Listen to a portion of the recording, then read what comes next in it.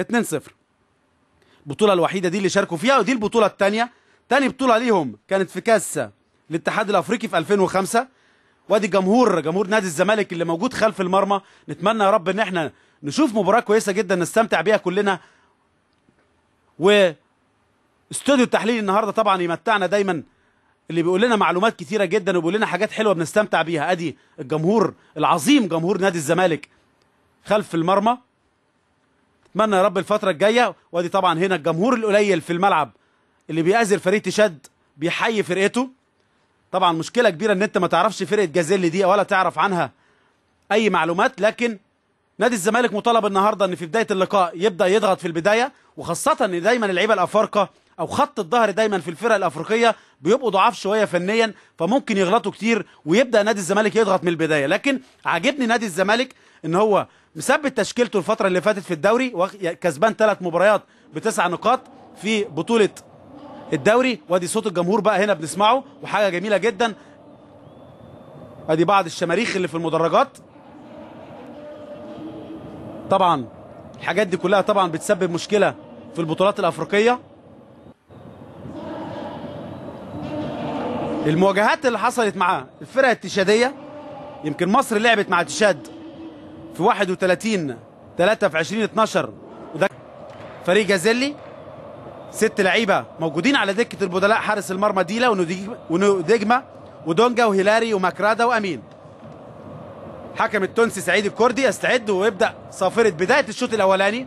اتمنى التوفيق، الضغط من بدايه المباراه لنادي الزمالك، وان شاء الله يجيب جول بدري يريحه عشان يقدر يأدي بصوره كويسه طوال اللقاء. في نص الملعب يضغط فريق جازيلي في نص الملعب. تروح ناحيه اليمين دي زيه اماميه بودام. ناحيه الشمال فيها تسلل مدي المساعد العربي المنصوري التونسي.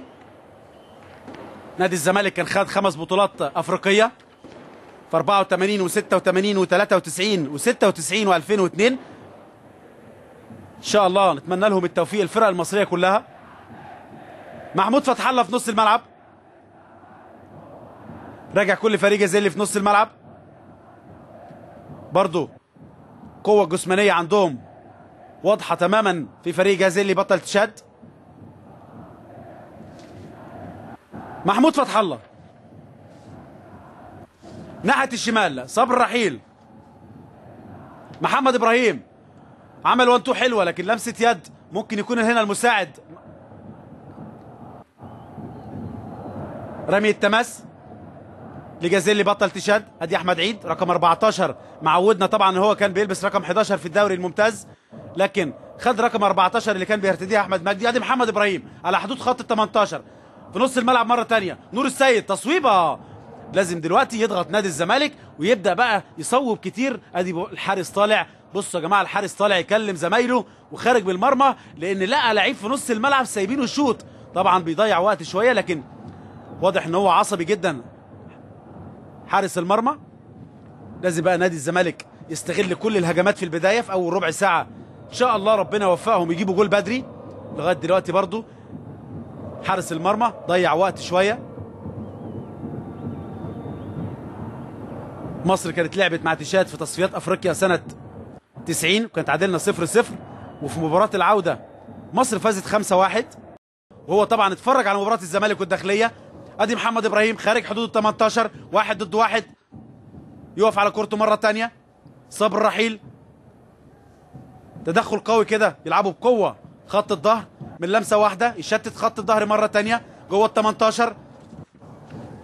تشتيت من سولينام، اتلعبت بسرعه. رمي التماس مش مظبوطه، لكن يشتت مره ثانيه خط الظهر. فتح الله اماميه لسه في الملعب. محمد عبد الشافي يلمس محمد عبد الشافي. مدي حكم اللقاء؟ مدي فاول. مسك في الكره اللي فاتت محمد عبد الشافي. برافو سعيد الكردي، حكم دولي من 2010 2011. كان حكم مباراه لنادي الزمالك والشرطه في بطوله الدوري في 2011 لو نتذكر، وفاز نادي الزمالك 3-1. كان صلاح عاشور احرز الهدف الاولاني في استاد الكليه الحربيه، ونادي الزمالك قدر شيكابالا ومحمد ابراهيم واحمد جعفر يجيبوا 3 اجوان الشوط الثاني، وفاز نادي الزمالك. اتعملت حلوه على القائم الاولاني، لكن من صلاح سليمان برضو مش معدول.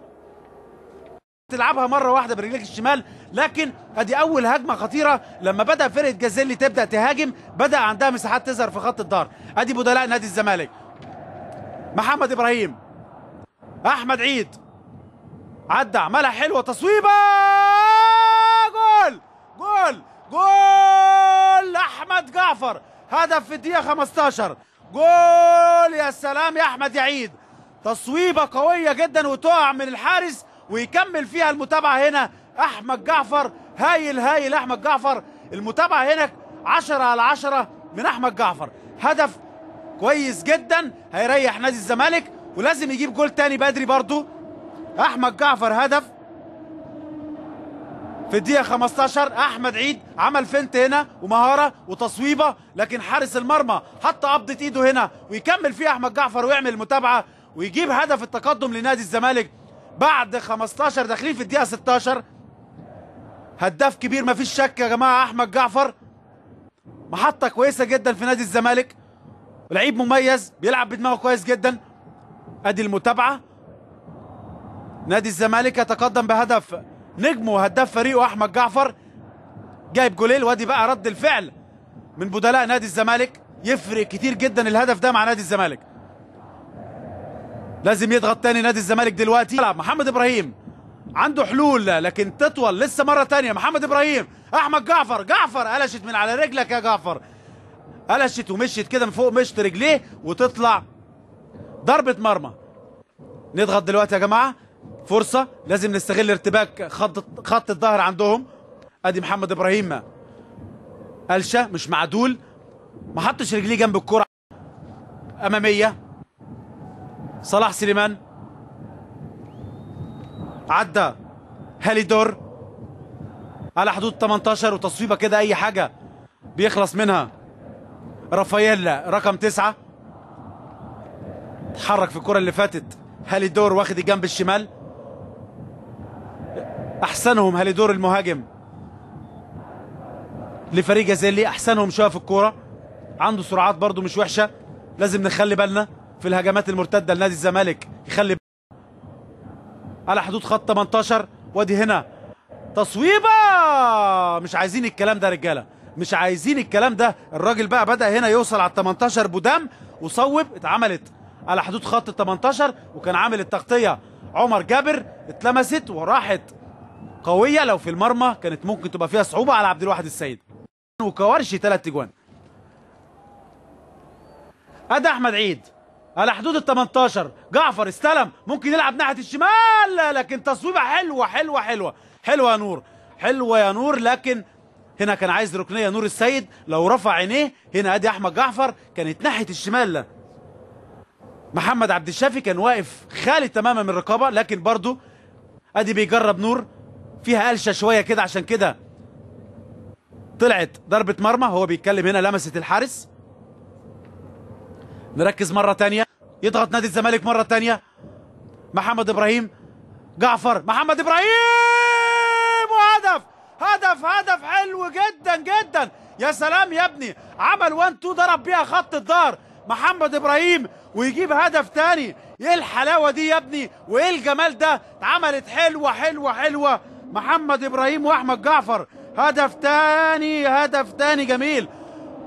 ده اللي بقول عليه، لازم نضغط على خط الظهر، بيغلطوا كتير جدا وكرتهم قليله قوي. هنا اتضغط وقلش الراجل، لكن استلام حلو قوي من محمد ابراهيم وعملها بسن الجزمه، عملها له جعفر نموذجيه وحطها بوش رجليه على شمال الحارس. ادي ضغط هنا عبد الشافي، تروح لمحمد ابراهيم، لمسها بسن الجزمه، عملها جعفر هايله هايله وحط وش رجليه على شمال الحارس عشان يجيب هدف تاني. محمد ابراهيم 2 نادي الزمالك لا شيء فريق جازيلي. نضغط مره ثانيه يا رجاله، ولازم نجيب جول ثالث ورابع ان شاء الله في الشوط الاولاني. خط ظهرهم يعني كده على قده. ادي بقى الجمهور يا جماعه، دي حلاوه الكوره ودي متعه الكوره. الجمهور في مدرجاتنا هو اللي بيخلينا نستمتع، هو اللي بيخلينا يبعد عنه الغرور ويكون لعيب كبير جدا ويفيد مصر ومنتخب مصر ان شاء الله في الفتره اللي جايه. ادي فرحه جمهور نادي الزمالك على حدود 18. مره ثانيه ابراهيم صلاح، ابراهيم صلاح ممكن كان يلعب ناحيه الشمال لو فكروا شويه جنب الشمال، وهجم ما فيهاش اي حاجه، ما فيهاش اي تسلل. لسه بتكلم بقول في الكره اللي فاتت ابراهيم صلاح لو بص بعينه كان ممكن يلعب لعبد الشافي في الكره اللي فاتت وكان فاضي تماما. مش واخدين بالهم خط الظهر. ادي عبد الشافي بقول لكم بصوا يا جماعه الناحيه الثانيه خالي تماما وما كانش فيه اي تسلل في الكره اللي فاتت. كان لازم يحط الكره في الارض عبد الشافي، لكن هو ما بيلعبش دماغه. مره ثانيه في نص الملعب تمريره غلط، محمد ابراهيم يعمل 1 2 ممكن ناحيه اليمين، ممكن يا راجل في الزاويه البعيده يا عمر، مش ممكن يا عمر. فرصه سهله قوي، كان ممكن يسدد وكان ممكن يلعب زي ما لعب مره واحده كده بس تروح في الزاويه البعيده، لكن هو حطها في ايد الحارس. لو سند مره واحده كمان وخدها لمسه والثانيه كان ممكن يبقى هدف ثالث. نفسنا نادي الزمالك يجيب جون ثالث دلوقتي، يفرق كتير جدا مع نادي الزمالك. تدي فرصه للمدير الفني ابراهيم، ممكن يفتح الملعب ناحيه اليمين، عمر جابر وجعفر. لسه بقول لكم يفرق كتير قوي دلوقتي احمد جعفر ان يجيب جول ثالث ويخرج نادي الزمالك الشوط الاولاني متقدم 3 نادي الزمالك. ايه الحلاوه دي يا ابني، ايه الحلاوه دي يا محمد ابراهيم. صانع لعب كبير جدا، عملها حلوه لعمر جابر واستلم عمر جابر استلام رائع وراح للجون وحط وش رجليه. ادي محمد ابراهيم عملها بينيه ناحيه اليمين ويحط وش رجليه هنا وتقع من ايد الحارس. وادي المتابعه الحلوه من احمد جعفر عشان يجيب هدف ثالث لاحمد جعفر في الدقيقه 48. نادي الزمالك 3 جازيلي لا شيء. لسه كنا بنتكلم ادي حط وش رجليه حلو قوي عمر جابر. هدف ثالث، هدفين احمد جعفر، هداف كبير.